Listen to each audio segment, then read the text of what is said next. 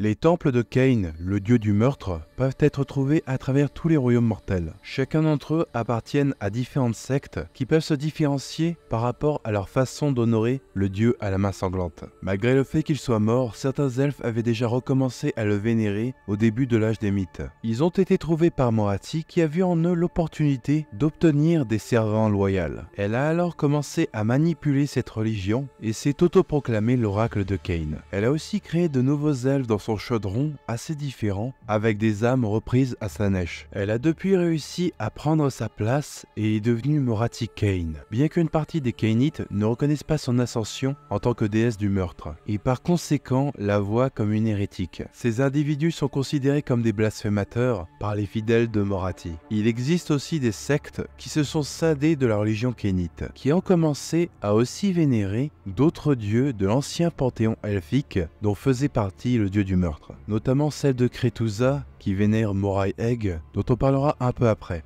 La plupart des sectes cainites sont originaires d'Ulgu, le royaume des ombres. Ce royaume est composé de 13 domaines et on peut trouver la plupart des sectes cainites, spécifiquement dans l'un d'entre eux, la convergence de Shadrach. La raison pour laquelle ils sont confinés à ce domaine est due à Malérion, le roi des ombres, et le dieu d'Ulgu, aussi anciennement connu comme Malekith, le roi sorcier. Ce dernier éprouve une très grande rancune envers Morathi et l'a par conséquent banni dans ce domaine. À l'époque, elle n'était pas encore divine, donc il aurait pu peut-être la tuer, mais c'était alors la seule autre être qu'il avait rencontré jusqu'ici dans les étendues encore primitives d'Ulgu. Très peu d'informations sont connues autour de Malérion. C'est un être entouré de ténèbres et de mystères. De fait, beaucoup l'imaginent comme une divinité maléfique. Lorsqu'il est apparu dans les royaumes mortels après leur création, du fait de son lien avec le royaume des ombres, il était alors incorporel, sans forme propre. Mais il a éventuellement réussi à maîtriser cet état et peut maintenant prendre n'importe quelle forme physique. Il est un aspect qu'il prend plus souvent que d'autres, celui d'un elfe redoutable, recouvert de fer noir et d'un manteau d'ombre, qui fait écho à son ancienne forme mortelle. Il a établi la capitale de son domaine, nommée Drushiros, où sa forme physique y trône. Cependant, partout ailleurs où une ombre s'étend, son esprit semble y être aussi. Plus que tout autre dieu, Malérion semble être celui qui est le plus fusionné avec son royaume. Il est donc révéré comme le monarque absolu d'Ulgu. Il est aussi vénéré en dehors du royaume des ombres, bien souvent plus par crainte ou respect que par dévotion. Notamment par exemple des mages gris, des collèges de magie, qui sont assez sages pour reconnaître la source de leur pouvoir. Mais aussi par différents groupes d'assassins, comme les ombres, dont il a d'ailleurs offert les services à Sigmar, qu'il a utilisé pour la grande purge d'Azir, après la fermeture des portes. On connaît quelques préceptes de ceux qui pratiquent son culte, comme par exemple le savoir et le pouvoir, recherchez-le, gardez-le, mais surtout utilisez-le. Montrez déférence aux ombres, car c'est là que marche Malérion. Les coups les plus mortels sont ceux qui ne sont pas vus. Il existe de nombreux dieux, mais un seul roi dans l'ombre. Ces cultes sont donc bien souvent secrets, sauf peut-être à Ulgu, même si la vie dans le royaume des ombres est aussi parsemée de secrets et de demi-vérités. Même le paysage est parsemé d'illusions. Le royaume lui-même semble constamment essayer de tromper ses habitants. Quelqu'un pourrait penser marcher sur un chemin pour soudain voir le sol se dérober sous leurs pieds et tomber dans une falaise. Lorsqu'on se rapproche de l'extrémité du royaume, ce genre de phénomène peut être encore plus extrême. Une personne pourrait se marier, avoir des enfants, vivre toute une vie avec eux et ensuite les voir un jour tout à coup se dissiper. Par conséquent, les habitants d'Ulgu ont appris à se méfier de tout, car rien n'est jamais tel qu'on le pense. D'autres peuvent aussi adopter une philosophie de vie assez différente et part un peu du principe que si potentiellement rien n'est réel, alors la réalité ou la vérité peut tout simplement être celle qu'ils choisissent. Les 13 domaines du royaume des ombres sont constamment verrouillés dans un crépuscule perpétuel, sans jour ni nuit, avec quelques demi-lumières qui le percent parfois, provenant de Ish, sa sphère sœur, avec lequel le royaume est entremêlé dans une danse perpétuelle. Sa région qu'on connaît le mieux est la convergence de Shadrach. Une grande partie de cette région est couverte par des mers extrêmement embrumées, à un tel point que très peu sont capables de manœuvrer à travers ces eaux sombres sans une aide magique. La région est habitée par toutes sortes de races mortelles, mais les cultures qui semblent y prospérer le plus sont bien souvent elfiques, comme les corsaires des Arches Noires, les sorcières des couvents sombres, mais la région est aussi le berceau des premières cités-temples des filles de Cain. Ces cités font d'ailleurs partie des pouvoirs militaires et politiques majeurs de la région. La cité de Sigmar de Misthaven est probablement l'une de leurs rares concurrentes. Cette cité portuaire est l'un des plus grands carrefours économiques de la région, mais elle est aussi connue pour sa très forte criminalité et pour ses exportations de substances illicites et toutes sortes de contrebandes. Ils font aussi un commerce qui est moins connu, celui de prisonniers de guerre, qu'ils commercent avec les différents temples kénites, où ils servent de main-d'œuvre pour les rituels et sacrifices de sang. Leurs pratiques sont assez mal comprises par la plupart des autres mortels. Dans les cités de Sigmar, elles sont connues comme des gladiatrices ou comme des pèlerines de guerre, voyageant d'un champ de bataille à l'autre, mais elles font aussi l'objet de beaucoup de méfiance et d'accusations à cause de leurs rites sanglants. Cependant, leur haine contre le chaos et leur férocité au combat restent incontestables. Elles sont donc considérées comme des alliées vacillantes, mais indispensables. C'est d'ailleurs pourquoi il y a eu très peu de représailles lorsqu'elles ont décidé d'occuper la cité d'Anvilgard, qui est maintenant devenue une cité-temple kénite nommée Har-Koron. D'ailleurs, il y a déjà une vidéo qui parle d'Anvilgard sur la chaîne, qui sera dans la description si ça vous intéresse. Au niveau de leur fonctionnement et de leur hiérarchie, chaque temple est gouverné par une reine matriarche. Elles sont choisies parmi les membres les plus dévoués des sectes par Morathi elle-même. Elle prend soin de choisir celles qui sont le plus loyales envers elle, afin de s'assurer qu'elle propage son autorité. Ces reines sont les hautes prêtresses des cultes. Ils sont donc aussi en charge de l'office des rites et des rituels. Il existe aussi les reines du massacre qui ont une fonction similaire, même si elles sont plus des chefs de guerre. Certaines sectes ont tendance à préférer l'une ou l'autre selon leur théologie. En dessous viennent ensuite les Vraenei, comme les Melusai et les Kinerai, qui sont les elfes qui ont été créés par Morathi avec les âmes volées à Slaanesh. Elles sont généralement considérées comme des guerrières d'élite et servent souvent de gardiennes au temple et aussi de garde du corps aux reines. Il y a ensuite à peu près au même niveau qu'elles les sororités de sang, où on peut trouver les sœurs du massacre, les Erini et les hautes gladiatrices. Elles forment le gros de l'infanterie des armées des temples et peuvent avoir différents rôles en plus de celui de guerrière, comme être gladiatrice, parfois même dans des rôles artistiques comme leur danse de l'âme rituelle. Vient ensuite les traqueurs des ombres. Ce sont les agents, espions, saboteurs et assassins. Ils sont soigneusement choisis, un peu à la même manière que les reines, car on leur confie bien souvent des informations et des tâches très sensibles. Ceux qui sont choisis reçoivent la Myrkath, la marque des ombres. Il lie leurs âmes au service de Morathi et sans doute aussi, d'après certaines rumeurs, à Malérion. Cette marque, tissée par de la sorcellerie d'Ulgu, leur permet d'avoir une grande maîtrise sur les ombres, mais aussi de traverser la toile umbrale, une sorte de labyrinthe de magie des ombres qui permet en y entrant de voyager entre les royaumes. Sans la marque, il ne semble pas possible d'y trouver son chemin. Seuls Malérion et Morathi maîtrisent les secrets du voyage dans cet étrange endroit. A noter que les rares mâles des sectes kénites peuvent être trouvés parmi les rangs de ces agents, ce qui en fait la plus haute position que ces derniers peuvent espérer atteindre, car autrement dans la culture des filles de Cain, ils sont au plus bas de l'échelle sociale. D'après les prêtresses, ils auraient été créés à partir des âmes les plus faibles volées à Slaanesh. Ils sont nommés les Leatanam. Ils sont bien souvent des servants et des ouvriers. Ils subissent aussi bien souvent des exsanguinations et des scarifications pour des rituels. Les seuls qui peuvent échapper à cette condition sont les traqueurs d'ombres, comme on l'a dit plus tôt, ainsi que les sorciers du feu maudit, qui développent une magie assez unique dont on ne connaît pas exactement la source. Avec la récente scission des cultes kénites, beaucoup de Leatanam ont profité de l'occasion pour s'enfuir de leur secte afin de rejoindre le culte de Kretusa, qui ne partage pas la structure matriarcale de Morathi.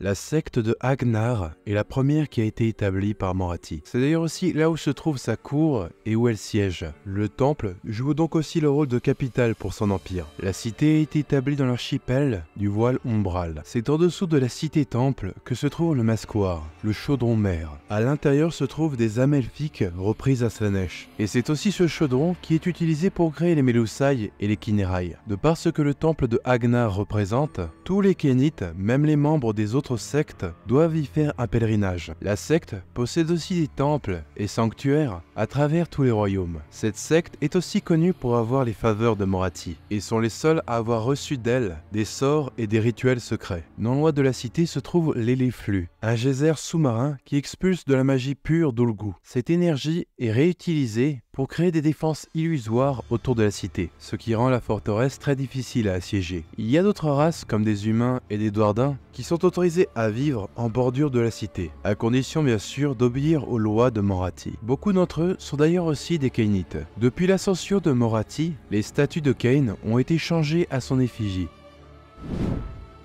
La secte des Dreshiganes est sans doute celle qui a le plus de temples à travers les royaumes mortels. Ces guerrières sont celles qui sont le plus connues et implantées dans les cités de Sigmar, où elles ont établi de nombreuses arènes de combat. Leur forteresse principale, à Ulgu, domine le désert cendré situé au nord de Fuarthorn, un autre des 13 domaines d'Ulgu situé au nord de la convergence de Shadrach. Leur temple ressemble plus à une accumulation d'arènes conjointes plutôt qu'à une ville. Chaque district semble être un labyrinthe d'obstacles et de tests martiaux, où les sœurs de la secte mettent à l'épreuve leurs compétences dans différentes conditions et environnements contre des prisonniers et des monstres relâchés dans les rues. Différentes compétitions traditionnelles sont souvent organisées, comme le Yaisril, où les meilleures combattantes de différents coven de la secte s'affrontent dans un tournoi. Toutes ces guerrières sont connues pour être très perfectionnistes et sont toujours à la recherche du coup mortel parfait pour abattre leurs ennemis, à un tel point qu'elles peuvent parfois faire durer le combat afin d'abattre leurs victimes de la meilleure façon possible, préférant bien souvent une décapitation nette et précise. Elles ont un certain mépris pour la subtilité et ont par conséquent tendance à prioriser le face-à-face. On peut les reconnaître assez facilement car elles ne teintent jamais leurs pièces d'armure et leurs vêtements. Au lieu de cela, elles préfèrent les laisser maculés dans le sang de leurs ennemis et ne les nettoient jamais.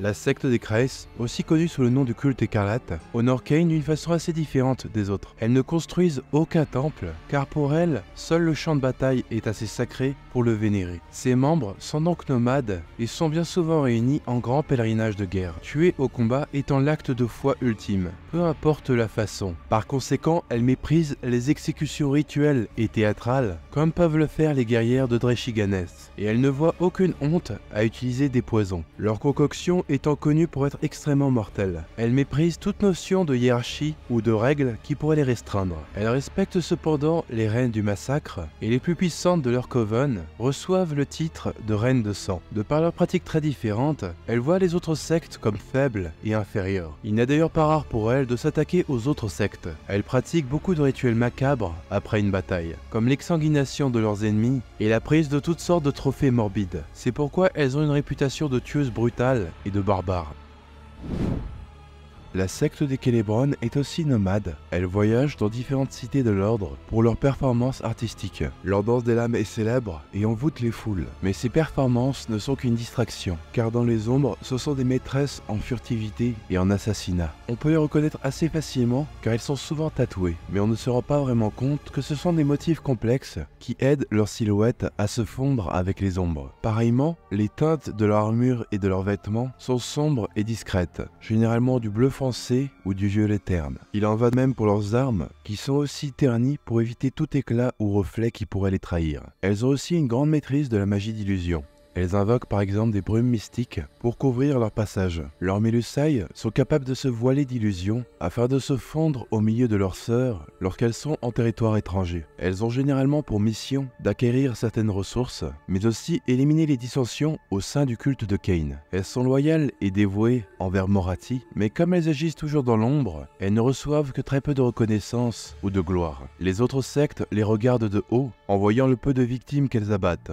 Mais les Célébron se voient plus sélectives et voient dans leurs détractrices un manque de créativité. Pour elles, la mort de leurs ennemis les plus haïs et les plus dangereux apporte la véritable gloire. La secte des Keltnar est connue pour leur tactique de guérilla. Leur forteresse principale, Ironshard, a été érigée sur la montagne de fer de Rotor, où elles ont bâti une imposante forteresse, qui durant l'âge du chaos s'est bâti une réputation à résister à tous les assauts répétés des forces de la ruine. Cela serait dû à un acier particulier qui a été utilisé dans sa construction, et semble imbué d'une étrange magie. Le minerai qui a été utilisé pour le faire sommeille dans la montagne où la secte s'est établie. Les lames qu'elle forge avec sont aussi très célèbres. Ces lames, faites de métal umbral, sont appelées les Quirat. Les coupures de ces lames semblent infliger une malédiction qui désoriente ses victimes. On peut facilement les reconnaître à leur couleur presque aussi noire que l'obsidienne. Ces lames ont été un atout majeur pour résister aux assauts qui ont déferlé sur leurs murs. De par leur résistance, elles ont vite monté en réputation auprès des autres sectes. Elles ont même maintenant l'ambition de supplanter la secte de Agnar en tant que favorite de Morathi. Elles soutiennent ces plans avec un zèle fanatique et acceptent sans hésitation toutes les missions qu'elle leur donne.